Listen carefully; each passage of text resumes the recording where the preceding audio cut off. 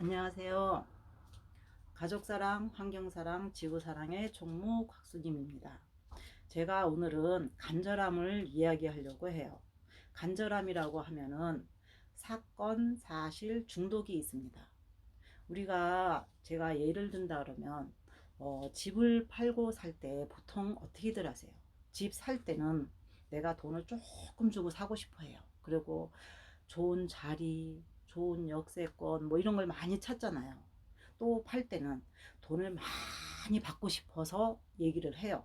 이것처럼 우리가 내 생각대로 내가 하고 싶은 대로 하고 살잖아요. 이게 사건이에요. 사실이라고 그러면은 내가 이 집을 사서 얼마나 편하게 살 수 있고 어떻게 하고 살고 노후에는 뭐가 어떻고 이런 거를 계산을 하면서 사는 게 사실인데, 우리는 이렇게 생각을 안 하고 내가 이거를 샀을 때 돈이 얼마나 벌리고 어떻게 되고 이것만 계산하고 있잖아요. 이게 하나의 우리가 중독이라고도 볼 수 있어요. 중독이라고 하면 저 또한 엄청난 중독에 빠져서 살았던 저고요. 제가 제 생각에 맞으면은 모든 게 다 맞다고 생각을 하고 살았고, 제 생각에 안 맞으면은 모든 게 다 아니라고 생각을 하고 살았어요. 이렇게 살다 보니까 제가 저희 남편을 너무나 힘들게 하고 살았구나. 이 옷에 와서 제가 그거를 느끼는 거예요. 남편은 저한테 이런 말 저런 말은 안 했지만 제가 이렇게 살면서 남편한테 너무나 힘들게 하고 살았구나, 이런 걸 조금 느끼는 거죠. 왜 그러냐면 저희 같은 경우는 어머니랑 그렇게 사이가 좋지를 않아요. 명절 때, 어버이날, 뭐 어머니 생신 때 이런 때 이후에는 잘 안 갔어요. 저희뿐만이 아니라 이 집 식구들이 다 거의 이러고 살아요. 그러다 보니까 저희도 자연스럽게 그렇게 갔던 것 같고, 이러다 보니까 저희 어머니가 또 굉장히 강하신 분이에요. 강하시다 보니까 자식들한테도 그렇고 며느리한테도 그렇고 굉장히 말을 막 하시는 분이에요. 막 하다 보니까 저는 그게 너무나 부담스러웠고 힘들었던 것도 사실이에요.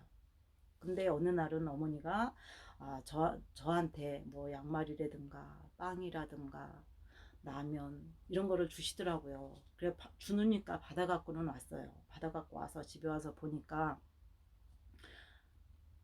양말은 망사가 다 돼 있고 뒤꿈치가, 목은 다 이렇게 늘어나 있고, 빵도 이 냉장고에다가 다 계속적으로 올려놨던 걸 1년 있다가 주시고 이러다 보니까 아이들이 이걸 먹겠어요? 안 먹지. 근데 이 음식을 다 이렇게 이 버리려고도 해야 되는데 버리기도 참 부담스럽더라고요. 부담스럽고 이거를 어떻게 해야 되나. 남들이 봤을 때 진짜 누구네는 이렇게 많이 사다 놨다가 다 버린다고 이런 소리 할까봐 저는 굉장히 그게 두려웠거든요. 근데 딸이 내가 갖다 버릴게 이러면서 딸이 갖다 버리더라고요. 그래서 아이들한테도 그렇고 남편한테도 그렇고 이런 걸 제발 안 갖고 왔으면 좋겠다. 먹지도 못하는 거 버리려고 갖고 오는 것도 아니고 이건 뭐 하려고 갖고 오냐, 이렇게까지 한 적이 있었어요. 근데 어느 날 남편이 시댁에 갔다 오더니 또 쌀을 10kg짜리를 또 갖고 왔어요. 갖고 왔는데 이거를 참 뜯어 보니까 난감하더라고요. 쌀이 새카맸어요. 새카맸는데 새카하다 보니까 제가 날짜를 봤잖아요. 근데 2년이 지난 쌀이에요. 도정한 지가 2년이 지난 거예요. 근데 이거를 먹자니 그렇고 안 먹자니 그렇고 참 난감하더라고요. 그래서 제가 이 쌀을 방앗간에 가서 떡집 가서 물어봤어요. 이거를 떡을 한다고 그러면 어떨 것 같냐고. 그랬더니 거기서 오히려 갖다 버리라고, 떡을 쪄도 맛이 없을 거니까 갖다 버리라고 얘기를 하더라고요. 그래서 와갖고 남편한테 이러이러해서 물어봤는데 거기서도 버리라고 하더라 얘기를 했더니 남편이 그러면은 자기가 먹겠다고. 근데 이거를 먹으라고 할 수도 없고 버리자고 할 수도 없는 상황이잖아요. 그래서 먹는다고 그러니까 제가 찹쌀을 사다가 섞었어요. 섞었는데도 쌀이 날아가더라고요. 근데 그거를 꾸역꾸역 그걸 다 먹었어요, 신랑이. 근데 그거를 저는 그때 그 당시에는 이 쌀을 도대체 왜 먹는 줄 몰랐어요. 남편이 이 시커먼 쌀을 날아가는 쌀을 왜 먹는지 몰랐는데 지금에 와서 이렇게 돌이켜보니까 남편이 엄마의 마음, 엄마의 사랑을 그 당시에 알았던 것 같아요. 알았는데 저한테는 내색을 안 하고 그냥 혼자서 먹겠다고 이렇게 해서 가게에서 혼자서 그렇게 다 먹더라고요. 참 이 남편이 속이 너무 깊었던 사람인데 저한테는 내색을 진짜 안 했던 거예요. 그러다 보니까 저는 어머님이 도대체 먹지도 못하는 이런 쌀을 주고 먹지도 못하는 빵을 주고 다 늘어난 양말을 주니까 제가 도대체 이런 걸 왜 주느냐고, 왜 이런 거를 주셔서 이렇게 남 버리게 만드는지 모르겠다고 이래가면서 이렇게 살면서 철벽을 이렇게 하나씩 하나씩 친 거예요. 제 마음에 철벽을 치다 보니까 어머니의 관계가 점점 더 갈라지겠죠. 이러다 보니까 제가 어머니한테 못할 짓도 많이 했을 거예요. 제가 모르게. 그러다 보니까 어머니한테 너무나 죄송스럽고, 이제는 아이들을 출가시킬 시기가 됐잖아요. 그러다 보니까 이 출가도 시키려고 하다 보니까 이제서 제가 어머니의 마음을 조금씩 이해가 되더라고요. 어머니 마음이 어땠을까? 자식이 결혼을 시키려고 하다 보니까 어머니 마음이 어떻고, 어머니가 진짜 저한테 잘하려고 했었는데 저는 그거를 못 받아들이고 담을 쌓고 살았잖아요. 그래서 제가 요새는 제 마음을 인정을 해주기로 했어요. 제 마음을 인정을 해주면서 제 마음한테 너는 그 당시에 그렇게 할 수밖에 없었다고, 그렇게 했어야지 네가 살았다고 이렇게 인정을 해주면서 저를 다독여주고 있어요. 다독여주려고 하고 있고 저 자신한테 칭찬을 해주려고 하고 있고요.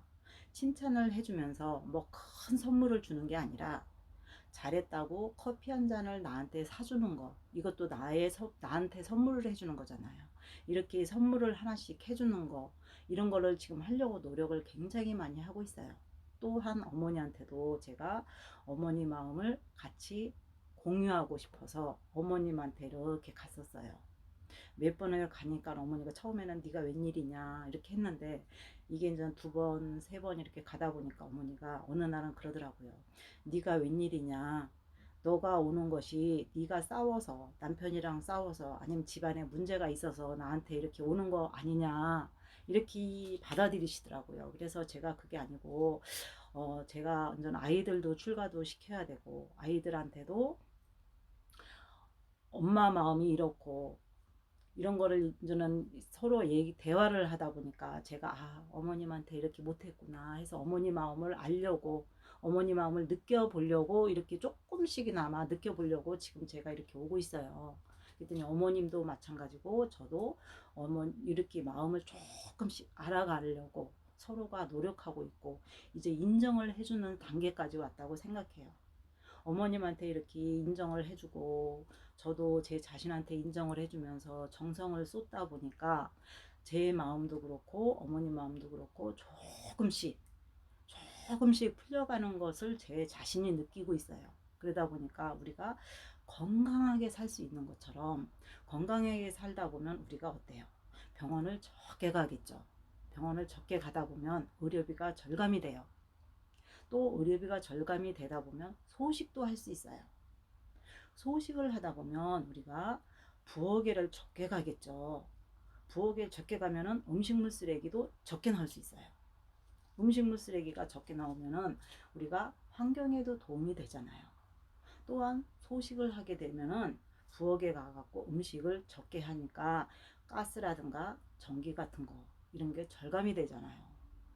또 우리가 이렇게 하다 보면 에너지 전략이 되는 것까지 가는 것처럼 우리 주부들이 모여서 환경운동도 할 수 있고 또 에너지 전략도 할 수 있어요. 우리가 많은 것은 하자고 하는 게 아니라 가정에서 조금씩 하다 보면은 이 전 세계가 움직이다 보면 어마무시한 환경운동, 가정의 행복을 할 수 있다고 생각합니다. 우리 주부들이 모여서 같이 한번 해보는 건 어떨까요? 우리 주부들이 같이 한번 해봅시다. 감사합니다.